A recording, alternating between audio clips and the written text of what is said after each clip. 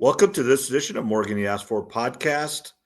Monday night, a little bit earlier, and that is because I believe, and Trev is not the one that told me this, but Trev's coming back and this week, so he'll be here for the weekend and everything. So that's good. So we're getting it out of the way tonight so we can get on the road and travel and head this way this week.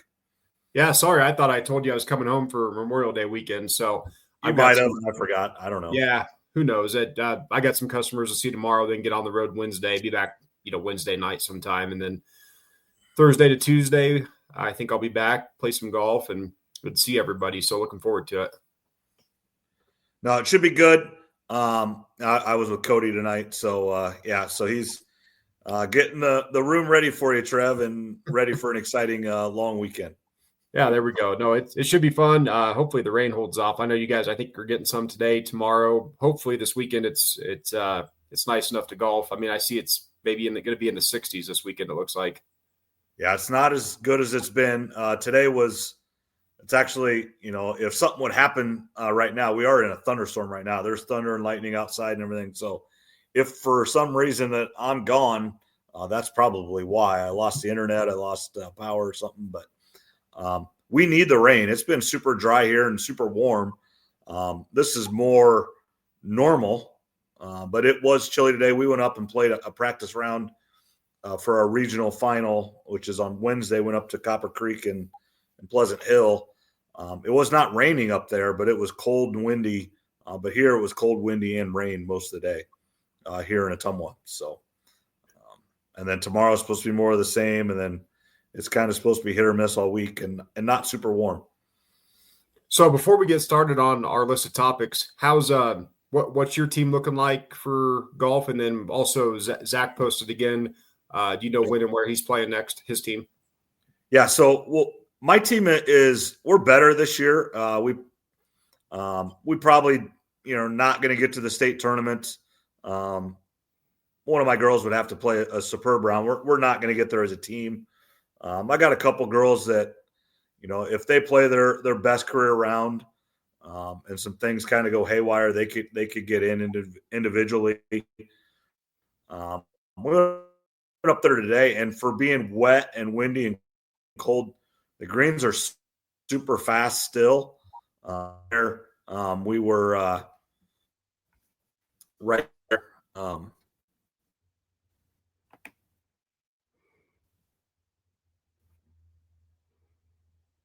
right. You there? Morgan might have blown away from the storm.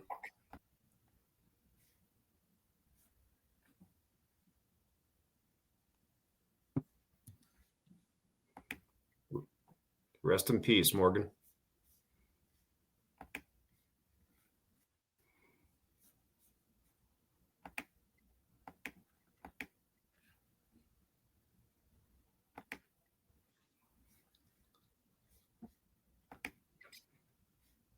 You there?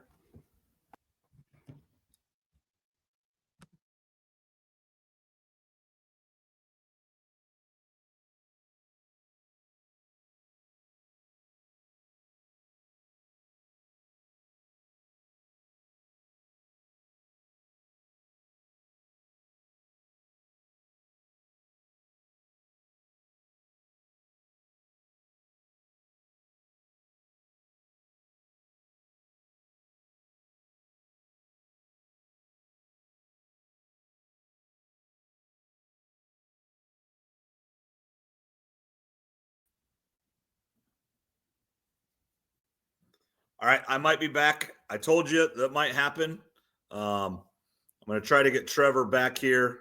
We're going to keep going here. But, yeah, my golf team is above average, but it's going to take a lot. And our friend Zach Tremmel did qualify for the state tournament today with his boys team on back at my home course where I grew up playing Crestwood Hills in Anita, Iowa.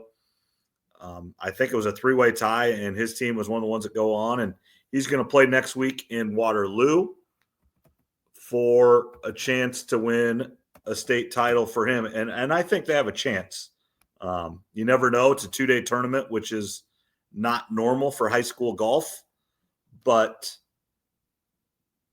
it does, it gets, if he's got a couple kids that can play really well, one of them being his son, Jordan Tremmel,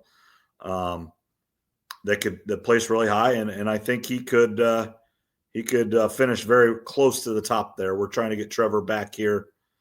I just sent him another link.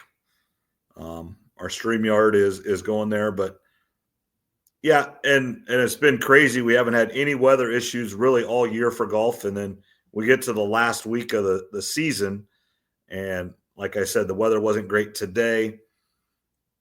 It doesn't look great tomorrow. It doesn't look great Wednesday, and kind of cool throughout. But is what it is. That's why we do practice and stuff in early season, and like I talked to the girls today about it. It's why we buy them rain gear, and it's why we have that equipment and the nice stuff that we do have, and we're very lucky for that. We have some great people that support us at Atomo Golf, able to make that happen for the girls. So hopefully get Trevor back here.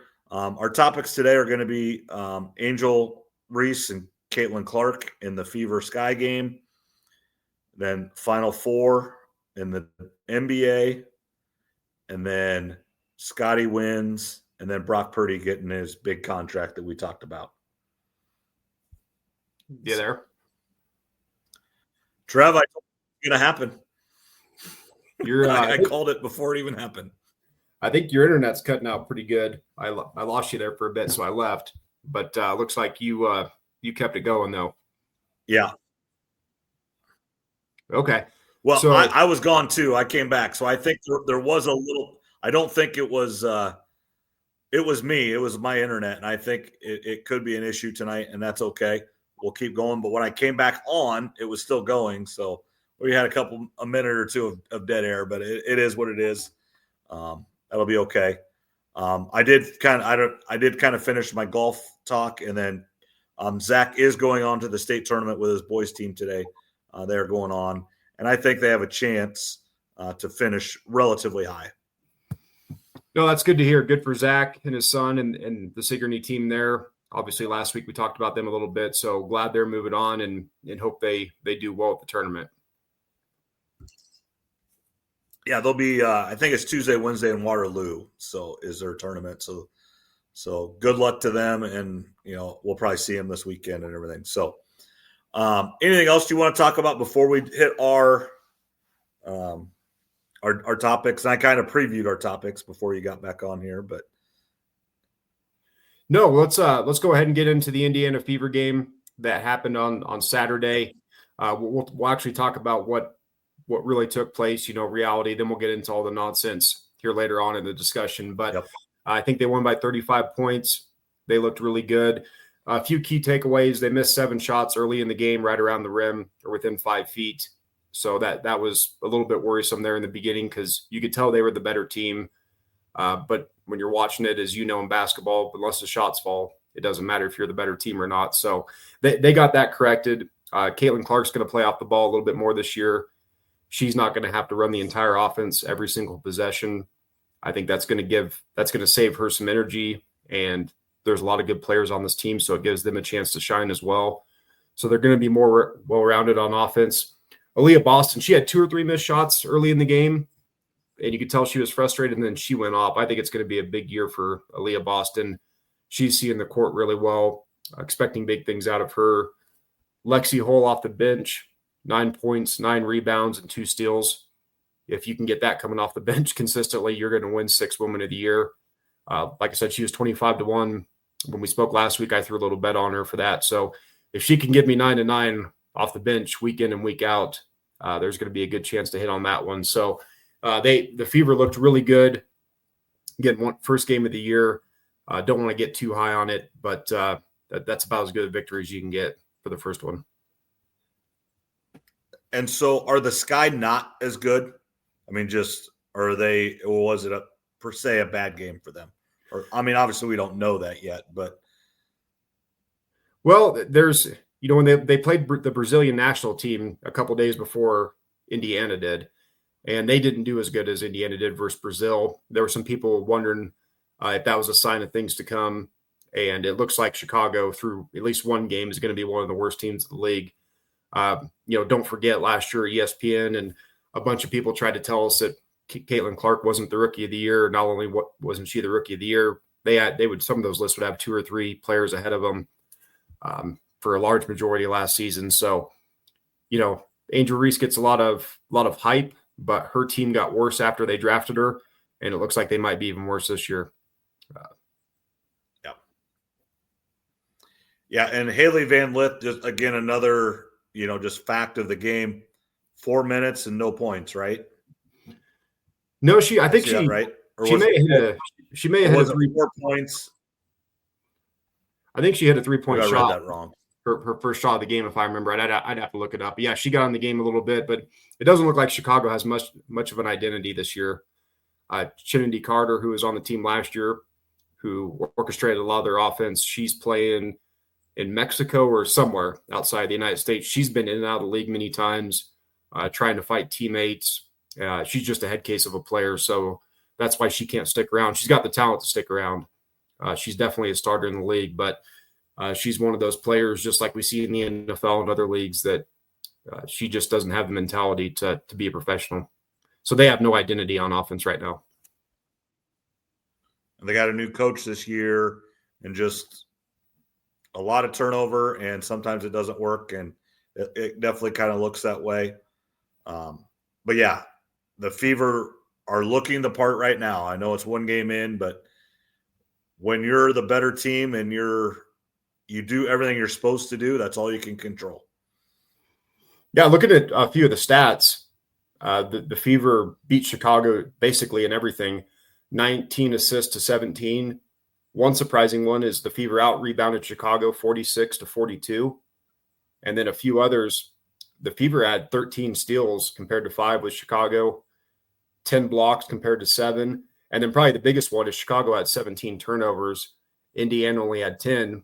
The Fever had about a 3 or 4 minute stretch where they had 3 or 4 turnovers pretty quickly. But outside of that, their turnovers were down, which is good to see. Again, I think that comes with the entire offense not having to run through Caitlin this year like last season. Gives her a little bit of rest. She's got her strength up. Her handles look better. So the Fever should protect the basketball more this year, it looks like.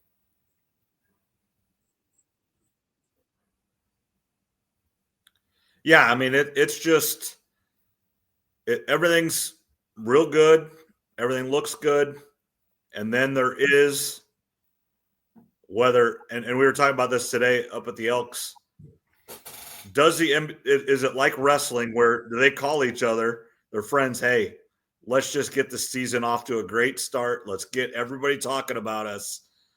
And it's just like WWE. It's scripted. It's ready to go. And let's see how everybody reacts. And they got the reaction they wanted with Caitlin Clark fouling her and then upgrading to a flagrant. She goes after her, has to be held back. Now, again, I was at baseball all day Saturday.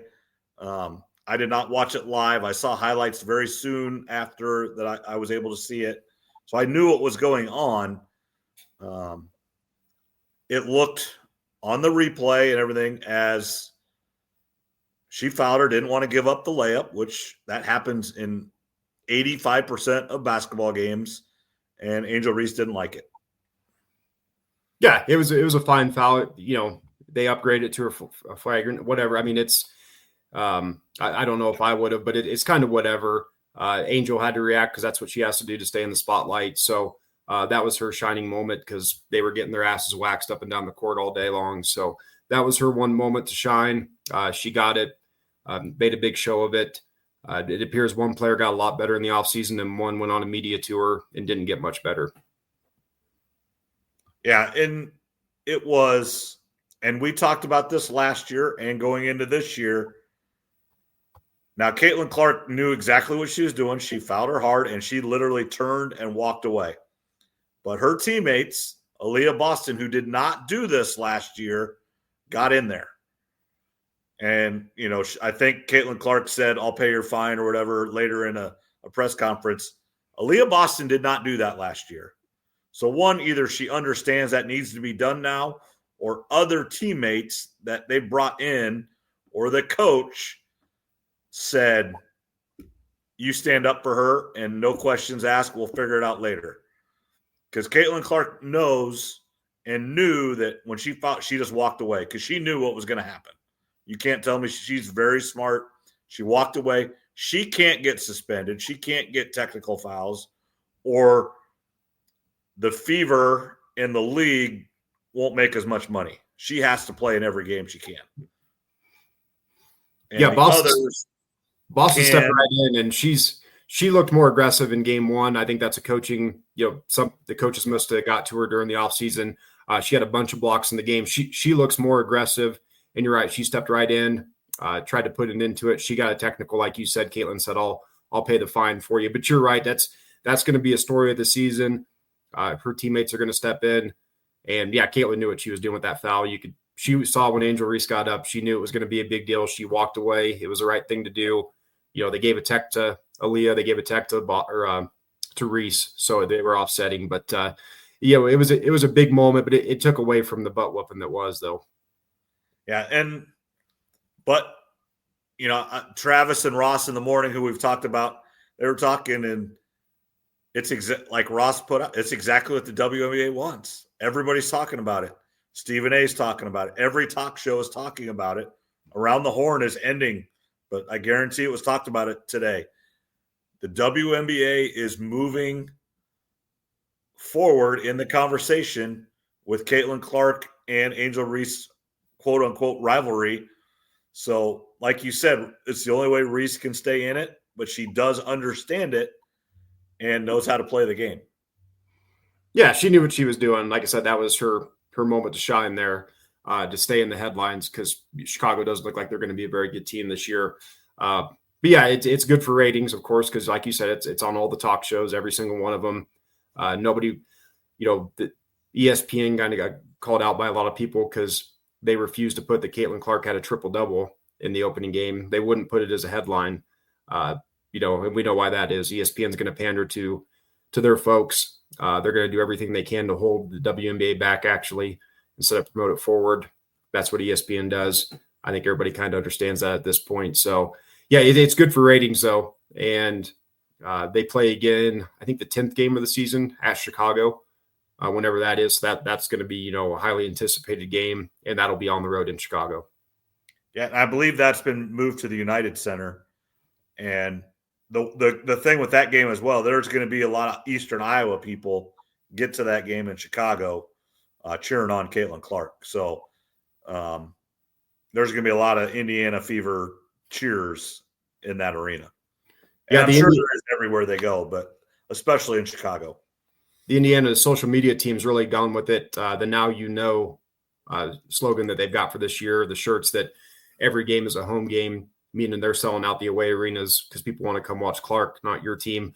That's going to eventually it's going to come back to backfire on the season. They're going to get beat on the road, and that's going to be a perfect post-game slogan for the opposing team to say, "Now you know," to throw it back in the Fever's face. That's going to happen at some point, but that's okay. They understand that. They're not going to win every road game, but I do like it because the Fever, they're not holding back now. They're not walking on eggshells. This is the Fever's league. That's what everybody wants to watch. Then you had the stuff that came out yesterday and into today about comments. There's no video of it, of course. It sounds like pandering to me. It sounds like playing the victim card after getting your butt kicked. 18,000 people in there, including fans, players, coaches, staff, and there's no video of nothing. So I think it's a classic case of, well, if we can't win the game, we can try to ruin their moment.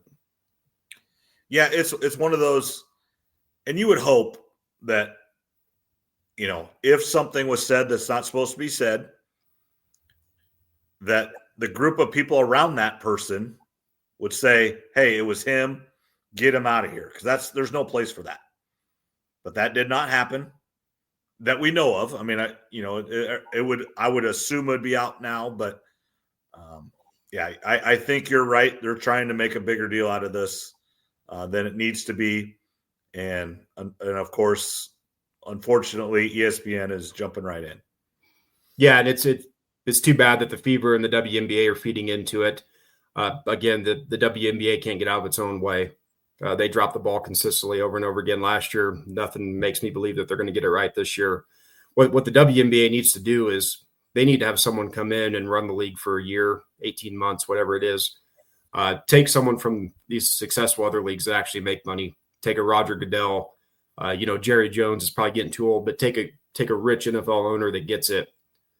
Try to bring them in, give them a 1-year contract or an 18-month contract and say, you run the league. Whatever you say we do, we want to make money. What I would do is I'd bring in the 8, 10, 12 decision makers of the WNBA, whoever that is, the commissioner, advertising, whoever it is, and just go around the room one by one and say, do you want to make money or not? And if the answer is yes, they stay in the room. If the answer is yes, but we need to do this, there's the door, get out. Yep. You guys have had almost 30 years to make money and you haven't done it. Anything but yes, we want to make money is irrelevant. The one thing I did hear is the commissioner did go on a talk show, podcast, whatever it was, and did acknowledge that Caitlin Clark is the number one draw, which they did not do last year. She at least did acknowledge that it is a Caitlin Clark league, and that's our ticket. So there was one step in the right direction for the WNBA there. Yeah, no, you're right. I heard that too. So that's a good sign. There's some rumors that some people want the All-Star game moved out of Indianapolis. There's also a petition going around to get Dave Portnoy banned from Indiana or from WNBA games in general. So if they do want to move the All-Star game, what I would suggest is have the All-Star game wherever, Chicago, LA, wherever you want to have it. Have Caitlin Clark and the Fever stay in Indianapolis and play an exhibition game versus someone. Play at the exact same times and see what game gets better ratings, because I know what one will. Dave Portnoy, you can love him or hate him, and there's sometimes I love him and sometimes I just shake my head at him. But him showing up in full Fever uniform is just awesome. I mean, it's just and he made a big bet on her and it hit, and he badmouths the WNBA and Angel Reese, and it's awesome. Yeah, he's a character. He made a $25,000 bet, I think it was, for her to get a triple-double in game one. I think it was 13-1 odds. I almost made that bet, but I'm like, first game of the year, her teammates may not be ready for her passes. So I didn't make the bet. I can't claim that I did. Obviously, I wish I would have, threw 10 or 20 bucks on that now looking back at it. But Portnoy's a character. He's good for the WNBA. We need some more famous people going to the games, just like the NBA has had for a long time. And we're going to get into that here shortly. If one last thing, looking at the Fever, their next 3 games, they play tomorrow night at home versus Atlanta, 9.5-point favorites. That's going to be at 6 p.m. on Peacock. Then a couple days later, Thursday, they're at Atlanta. And then before the big game on Saturday versus New York. So they really need to win both these games versus Atlanta to get to 3-0.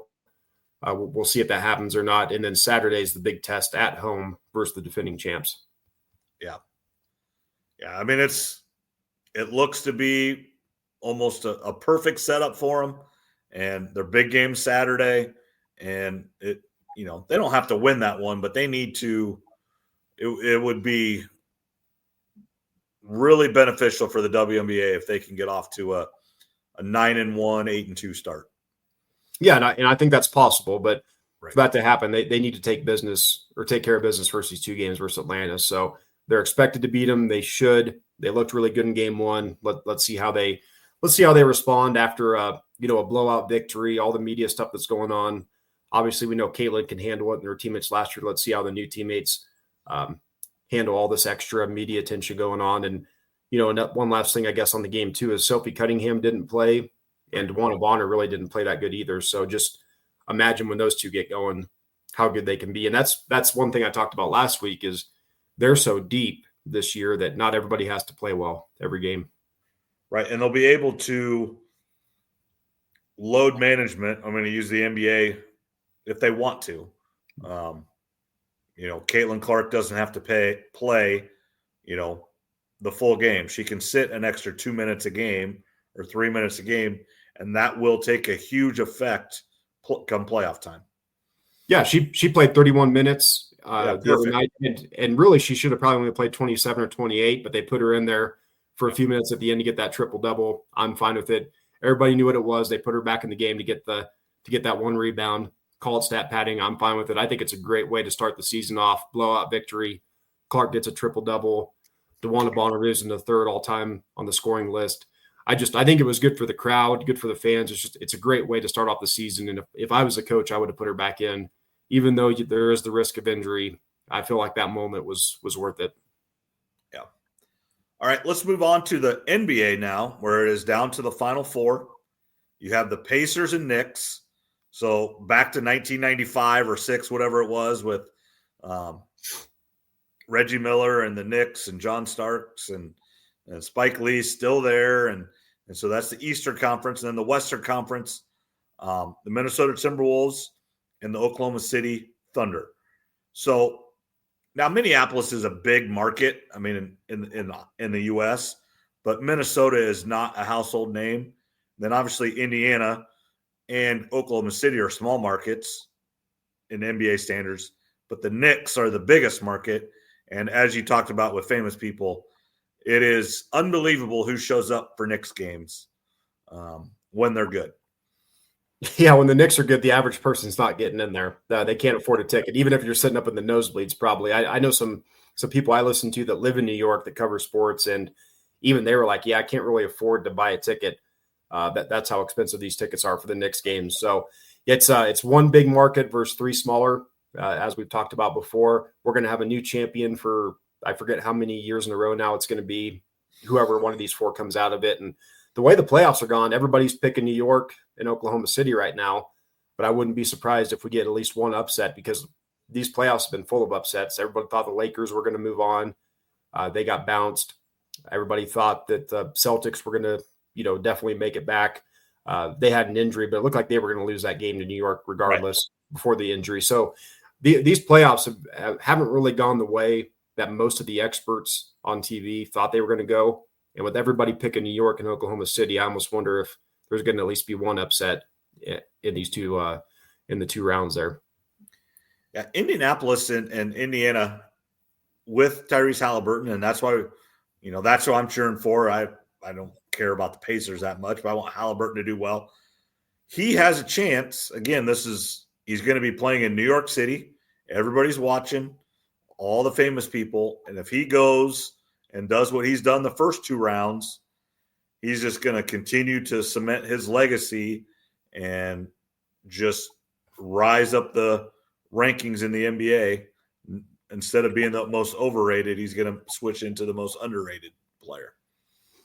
Yeah, he's having a great playoffs. It's been a great look for him and the Pacers. Them and the Fever kind of feeding off each other's. That kind of helps too. And for Haliburton, if he has a good series, whether they win it or not, I think he goes into next season as one of the 10 biggest faces of the league. I'm not saying the 10 best players necessarily, but the 10 faces you've got.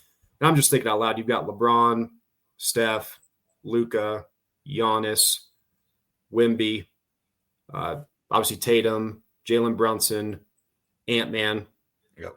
And then probably Haliburton's in that 8 to 12 mix, right? Right. Yeah. As far as the faces of the league, because he's on a lot of the TV. A lot of people are talking about him, so he's definitely moving up. And then in 2 or 3 years, if LeBron and Steph are out of the league, maybe he is going to be one of those top 6, 7 faces of the league type guy. Yeah, I mean, of the teams that are left, Oklahoma City's per se the best team, but there's no number one huge face. If they walk down the street, you don't know who that is, but Anthony Edwards is the face that's left. He wants to be the face of the league. He's doing everything he can to do that, and he's still playing, so there's another step in helping that. And then Haliburton obviously is it with Indianapolis, and then New York is more of we're the Knicks. It's especially going against Indiana. I mean, how many times are we going to see Reggie Miller and John Starks and Reggie Miller doing the choke sign to Spike Lee? I mean, how many times are we going to see that in the next week and a half?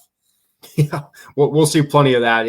I'm looking forward to it. I see that the Pacers are 4.5-point dogs on the road. I would almost part of it. I didn't look though, but I want to look to see what the first quarter line is because I would like to take the Pacers at least in the first quarter maybe because I think maybe the Knicks could come out a little bit slow. Yep. getting back here, and it's been a long time.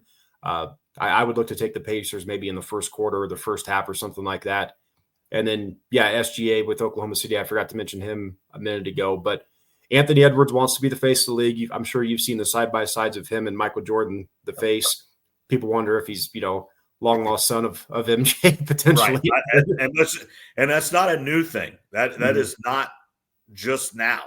There has been rumors and rumblings of that for years. Yeah, I mean, he definitely looks like it. I mean, he's got the charisma of MJ, and this is going to be another big moment for him to see if he and Minnesota can take down Oklahoma City. But I'm kind of glad. I know you spoke about this last week. Everybody knows this. The NBA wants the Knicks to get to the finals because of ratings. But no matter what matchup we get in the finals, I'm looking forward to it. Yeah, I am too. It's not all the teams that it's not the Lakers again. It's not the Celtics again. The Spurs had their time. They've been back down for a little bit. There was a while there where it seemed like every year they were in the finals for 15 years. Dallas won one, Denver won one. Just again, as you said, we're having another new team. Minnesota, the city that has all 4 pro franchises, has not won a title since 91 with the Twins and hasn't even been to the finals. I'm trying to think. I don't know if they've been to a championship series since then. The Vikings have not. The Twins have not. The Timberwolves never have been to the finals. This is as far as they've ever got. And then the Wild / North Stars. I can't answer for them for sure. I don't follow hockey as much. But I do know that Minnesota as a city has not won a championship since the 91 Twins over the Atlanta Braves. Yeah, it'd be fun to see them make it. We've got a lot of friends that are Vikings fans. You and I have talked about over the years on here. The Vikings are really one of the better run organizations in the NFL. They just can never find their quarterback or get over the hump with, when they had Culpepper and Moss, Randall Cunningham years, they had the Favre year in 2009. They've just have never been able to get over the hump. So it would be cool to see Minnesota and Anthony Edwards get to the championship this year. Right. And unfortunately, that's the problem is they're well run, so they're never horrible. And so they can't ever get the top player. They're always, 8-8 or, 10-6 or even at worst, 6-10 where you're picking 10th. You don't get that top 5 pick where if you hit it right, he's a Hall of Famer or a 15-year starter because they're well run. And that's the problem with a well-run team that yet they aren't winning the championships either. They've had a few opportunities even this last year. Unbelievable record, but just couldn't pull it out. Yeah, and speaking of well-run franchises, while we're on the NFL, we may as well start talking about Brock Purdy. Got paid the big contract. We wondered when it was going to happen. I think most of us thought it would get done before the season. And he got the 5-year deal, a bunch of money guaranteed. If you get on spotrac.com, you can look at all the different quarterback numbers. There's per year, there's total guarantees. So it's, he kind of fluctuates on what you're looking at, total cash per year. The one big thing that he did get in his contract was no trade clause. And those aren't handed out very often or agreed to very often, I should say. So that's big for him. If he has a couple bad years, maybe in 3 years they look to trade him, he can say no to a trade if they want to send him to Cleveland or the Jets or something. He can say no. But for Brock Purdy, it's an amazing payday for him. Well-deserved. He's earned it. Now the pressure. Now he's no longer Mr. Irrelevant, making no money. Now there's pressure on him now. So to get paid like a top 5 quarterback, he's going to have to perform like a top 5 to a top 10 quarterback year in and year out, getting paid this way. Yeah, so $53 million a year, $181 million guaranteed, correct? I think that was his numbers? Yeah, I think that's right. Yeah, so and then a 5-year deal. And, yeah, he got what he wants, and you hit the nail on the head. Now it's time. And the funniest stat was, so whatever he got paid his first year, he's going to make that in 6 days now. That's what's crazy about the money. Yeah, I don't think he's going to have to stay living in an apartment with roommates much longer. now that he signed this deal. Maybe he will, I guess, but he's got all the money in the world now coming his way. And like I said, he's, how he plays down, over the next 5 years, we'll see. But what he did with the first few seasons, getting them to a Super Bowl, I mean, to 2 NFC Championship games, he's earned that contract. Yes, and if he could get to one more, I mean, everybody wants that second contract. Well, he got a big first one compared to most people. Now, he had a way lower contract, even the first one, because of where he was drafted. So he needed to make up a little bit from that. But if he could get one more contract, which will be just inflation and everything, quarterbacks are going to be $75 million. Aren't they going to be when he's up for another one? Probably something like that. Do you know how old he is by chance? I forgot to look. He didn't redshirt. So, I mean, 26-ish. Maybe not even that. 27 at most. Let's see. Brock Purdy age, because it's a 5-year deal. So he's it shows he's 25 right now. Okay. So and if he plays really well, they'll probably re-up his deal in year 4. Right. They won't wait till year 5. So at 29 years old, give or take, or 30 at the latest, if he's playing well, he's going to get another big 4 or 5 year deal. Yeah.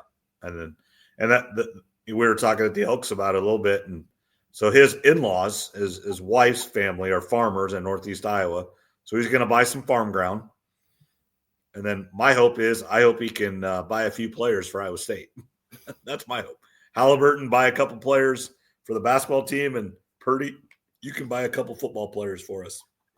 I'm sure he could, and I'm sure he could help recruit some quarterbacks too to go to Iowa State. Him living out west, California, there's lots of great quarterbacks in that state at the high school level looking for places to go. And if there's some players out there that are on the fence between Iowa State or another program, maybe he can throw a little money their way or even meet with them and say, hey, go to Iowa State. So that's going to help Iowa State for sure. I'm sure he's going to give some of that money back to the program there at ISU.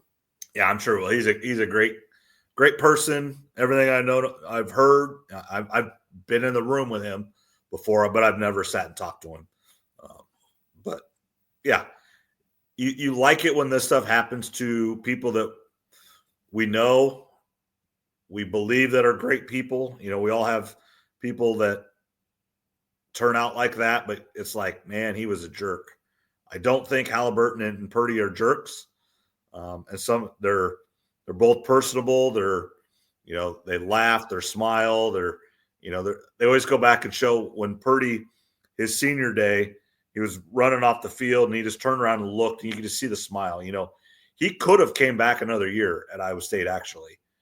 He decided to leave because he just felt his time was up. And that season did not end as well as everybody thought it should have.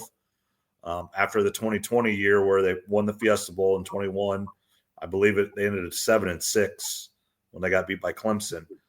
But you could just see it in his face how happy he was. And speaking of that, where Iowa State is getting in a mix, Iowa State just got a commitment out of a quarterback out of Omaha. And less than a week later, now Alabama's coming in. And that happened with Purdy too. Iowa State was in kind of late on him. And then right before signing day or whatever, and signing days were way different then, Alabama came in and Purdy stayed solid. Now, I will say, the Alabama coach is different than Nick Saban.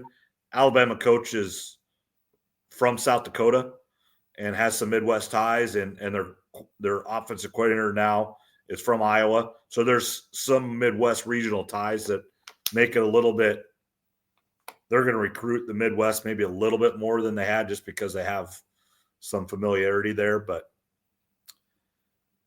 it is different. Teams draft Iowa State players differently than they did 5 years ago.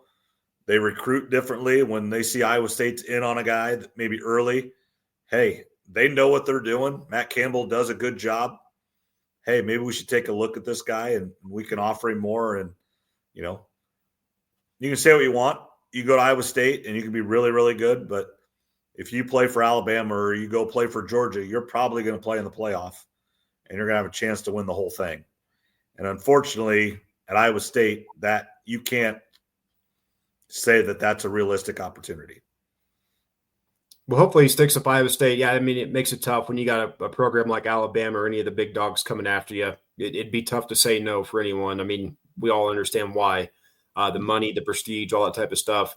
If you go on to have a good career at Alabama or Georgia, you're for sure getting drafted high. But Iowa State, we've talked about under Campbell, compared to 20, 30, 40 years ago, they're putting a lot of players into the league. So, and this whole thing with Purdy being in the league now and getting paid, other players, you got Tyrese Haliburton in the NBA. It's good to have multiple players in different sports excelling because it does nothing but help the program. No, I mean, the logo matters. And, I'm wearing a shirt right now. It has an Atomo logo.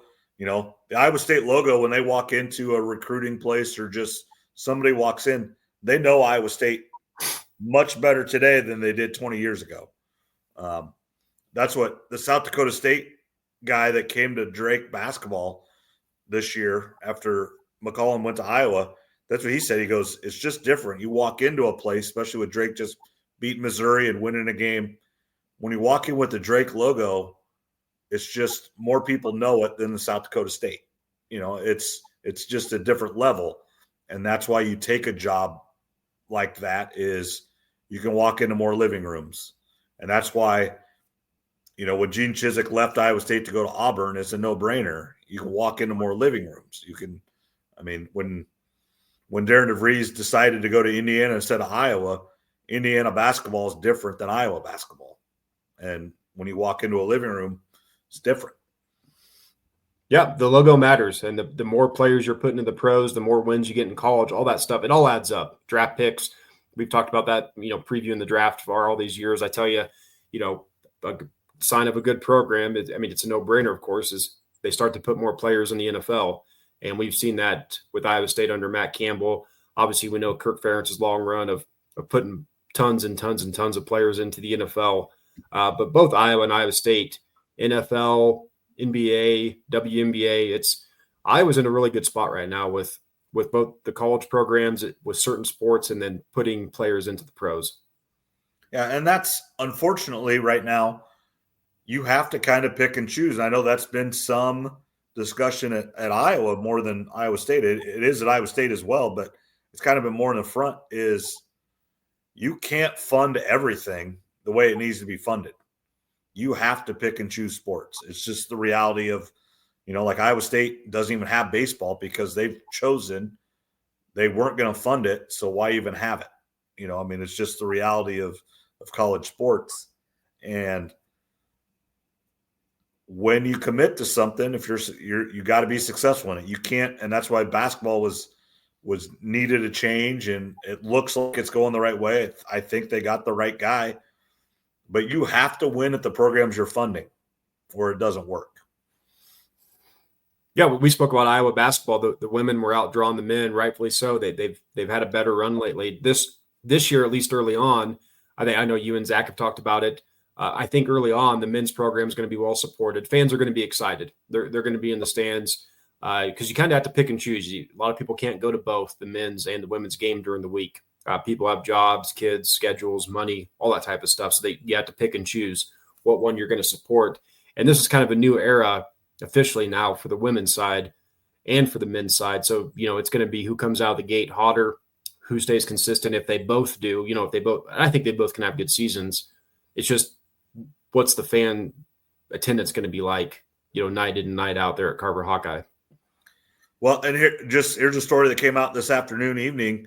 Hawkeye women's basketball, our favorite player, Sydney Falter, graduate assistant. So they're keeping her around the program. So that's a great thing for Iowa. And she was a great Hawkeye, and she'll continue working with the Hawkeye basketball program. And I definitely could see her down the road being a coach and being the Iowa women's coach. I could see that. Yeah, I was happy to see that. Besides Caitlin Clark, that's my favorite female Hawkeye player of all time. The way she stepped in last year when Molly Davis got hurt and then just excelled from there. So good for her coming in, staying with the program. Like you said, maybe someday she'll become a head coach or maybe an assistant head coach down the line. that's just you're happy to see that for her. And yeah, like I said, things are really positive right now for both Iowa and Iowa State at all levels, it seems like. Yep. And then here's our last topic, PGA Championship. Scottie Scheffler wins. Made it interesting, but then he pulled it out and kind of put his foot on the gas on the back nine on Sunday. 1 year ago, he was arrested. He's a felon. He's a delinquent. And now he had a kid, and now he won it. I think I showed it to Cody when we were at the Elks earlier. It's crazy what a year will be. Delinquent and a felon, and now a major champion and a father, and on top of the world. But it's just crazy to think what could have been last year if he doesn't spend Friday morning or Thursday morning, whatever day it was, in jail. Yeah, it was a great redemption for him. What he did on those last 5 holes Saturday was amazing. I think he went 5 under the last 5, or maybe it was 4. I think he had an eagle in there. I'd have to go back and look. But just to do that on those last 5 holes is just about unheard of at that course. And then going into Sunday, eventually he ran away with it. I mean, second place was 5 strokes behind, I think it was, Bryson. It was tied, or he only had a 1-shot lead a couple different times. Yeah, for a while it was. And then everybody else kind of faded down the stretch. He didn't. When he's on right now, he's the most consistent player out there. And yeah, like you mentioned, what could have been last year, because he kind of got in that little incident, ended up not being a big deal at all. It was more of a headline than an actual big deal in reality. So what could have been? He's got 3 majors now.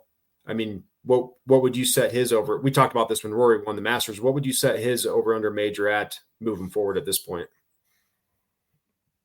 So he's only 27?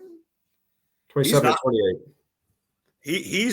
He looks way older than he is. I mean, he's balding, and I mean, just he does. Of course, barring injury, or whatever happens to people. I mean, I'm going to say 10. I mean, he looks unstoppable. But I would have said that with Rory, and I would have probably said that with Spieth, and obviously it didn't happen. Yeah, so he's at 3 now. I would put his over under at probably 6.5 or 7.5, realistically. Yeah. Now, he looks like he's going to go on a run and he's unstoppable, but we've seen this before, just like you said, with Rory, with Spieth. We've seen this with golfers. Brooks has 5, right? And he's fallen off the face of the earth. So golf's one of those sports that it can change in a hurry. I mean, if he plays 15 more years at a high level, and wins a major every other year, that obviously would put him at about that 10 mark that you're talking about. But he looks unstoppable right now. But as we know in golf, an individual sport, you can get in your own head. Things can change in a hurry. And we've seen that with countless players over the years. Yeah, it is amazing. But yet, I mean, it wouldn't shock me if he wins the next one. Next one's the U.S. Open, and that's always on Father's Day weekend, typically, right? Yes. Yep. And that one's going to be at Oakmont. We spoke about this a week or two ago. Oakmont's arguably the toughest course in America as far as the U.S. Open. Dustin Johnson won his first major there. That was one of my favorites because I always wanted him to get a major victory, and he did at Oakmont. That'll be a true test. I looked at the odds. Obviously, Scottie's the favorite, as he should be. Rory's the second favorite. I honestly think Bryson should be the number 2 favorite as far as the betting odds. He won the U.S. Open last year. And if you look how he's done in the majors, I think his last 8 or 9, he's really consistent. I think he has one missed cut in there, but otherwise a bunch of top 5s and top 10s. So in my opinion, I would make Bryson the second favorite over Rory at the U.S. Open. Is it some of it is just Bryson doesn't see the competition / we just don't see him like we do Rory?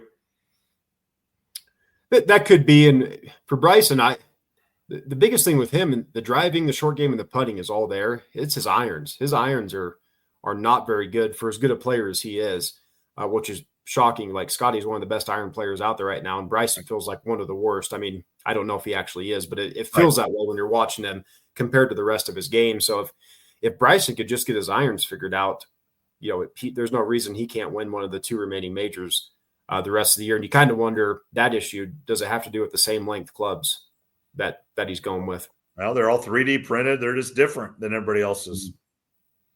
they're different, and hey, different can work sometimes. Mhm.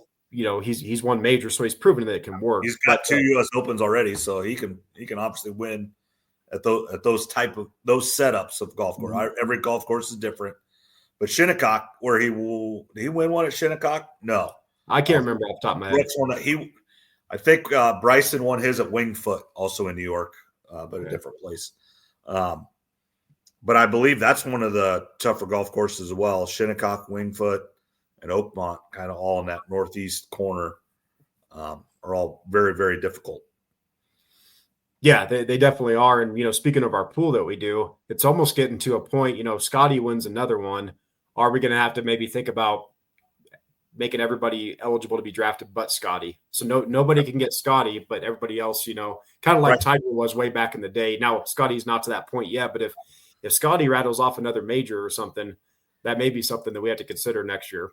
Yeah, we didn't even need to have a draft this week. This one, Zach picked him first, and he should have. I mean, if I'd had the number one pick, I had the number 2 pick, and I got Rory, and it wasn't good. But if I was the number 1 pick, I would have picked Scottie too.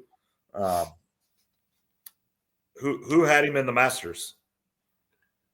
Al did, because I took Rory number 1. Al took Scottie number 2. Yeah, so I mean, both majors this year, the person that won it was drafted number 1. So right, it's all luck of the draw. When I took that video of doing it, right there when the clock struck 30 after, and it was Sean, the Tassel's friend that's joined our group. He's like, "Oh, Zach's going to get a top 3 pick," And right when I clicked it, I see number 1 Zach. I'm like, yeah, well that figures. Luck of the Z, as Tassel says. Oh yeah, it is. So, all right. Anything else, Trev? Went just about an hour here, not quite, but that's. No, I think that's it. The Fever got a few games coming up, starting tomorrow, and I think what we'll do when we do this every week, we'll take a look at their schedule, 2 or 3 games at a time, just to see who their upcoming opponents are. But it's fun. WNBA is underway. NBA playoffs are getting ready to start up, and there's plenty of players and teams to watch for both Iowa and Iowa State fans. Yeah, and that's what's fun to watch. And I do want to say that the Twins actually had won 13 games in a row until yesterday. They got beat yesterday, but 13 games in a row is quite a feat. And they'd went like 67 innings in a row without giving up a run. So the Twins are playing better baseball after their horrific start. If they just wouldn't have started so bad, they still weren't even in the lead in their division. How about that? Win 13 in a row and you're still like 4 games back. Yeah, 13 in a row is that's incredible in baseball. And then I heard that I haven't been paying attention, but I heard the Royals went on a really good run too, but they didn't make up any ground on the Twins because the Twins won 13 in a row. So that's incredible. I mean, our Rockies might be lucky to win 13 games all year. They still have 7, or have they got to 8 yet? I don't even know. I looked a week ago, and they're going to be one of the worst teams of all time. But the fans are still going to the games. That's what's crazy is they still like 38,000 people still go. We've got a show coming up in a few weeks, second week of June, I think it is. And I told some of my coworkers if they want to take customers out before or after dinner, I said you can get in for $5 or $10. They've got a big bar area in the outfield that you can buy the cheapest ticket possible and just go hang out there, enjoy the views of the mountains over the stadium. And the Rockies are so terrible, you're not forced to sit there and actually watch the game if you don't want to. Yeah, just the experience and have a few drinks. And nope, that's good. All right, Trev, we'll talk to you later, and we'll see you this weekend. Yep, we'll see you later this week. Have a good night. Yep, you too.